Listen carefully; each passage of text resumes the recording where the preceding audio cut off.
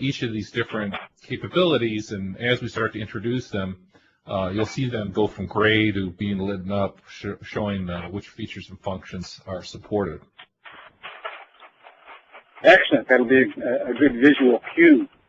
Thank you for that overview of unified communications. So I know that Audio Coach has developed a strategy on migrating to unified communications, and I'm sure a lot of our listeners would be thankful for that strategy. Would you step us through it? Absolutely, absolutely. Well, we usually start our discussion with the point at where we find most businesses today, and the vast majority of businesses are built on two disconnected infrastructures. The legacy PBX that you see across the bottom that's connected to the PSTN, often with a legacy voicemail system, some phones that came with that PBX, and of course some analog devices, fax machines, etc., connected to it.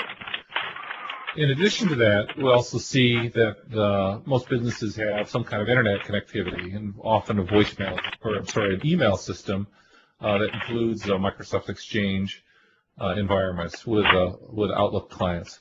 And these separate components really, are not integrated together. They're not dependent on each other. They don't leverage any enhanced features by communicating back and forth between each other.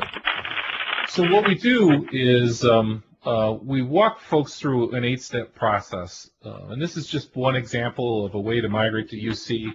And frankly, it's the story that Audio Coach used and implemented our UC environment within our own business. And it starts with the first step is implementing Exchange and this is a way for us, for all the different PBXs that we had within our own business, to disconnect that legacy voicemail system and integrate it into Exchange. And we do that with implementing an Exchange server and deploying one of our own media gateways between the PBX and the LAN.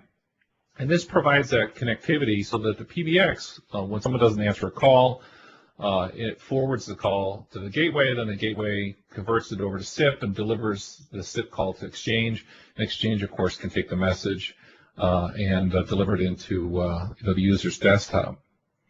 One of the interesting things about this is there's also a version of Exchange that can operate in the cloud, and this is, of course, Office 365, and we've been working with a number of customers to help make this happen, too. So this is the end of first step.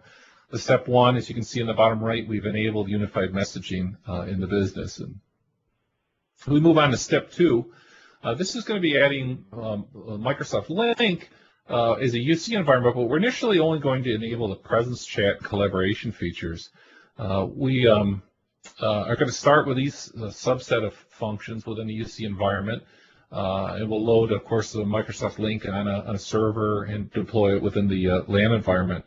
And now, much like sort of Metcalfe's law, it's about getting your employees to start to adopt this presence chat and collaboration environment. So you can do desktop sharing, you can do instant messaging, you can start to share their presence and get used to that environment.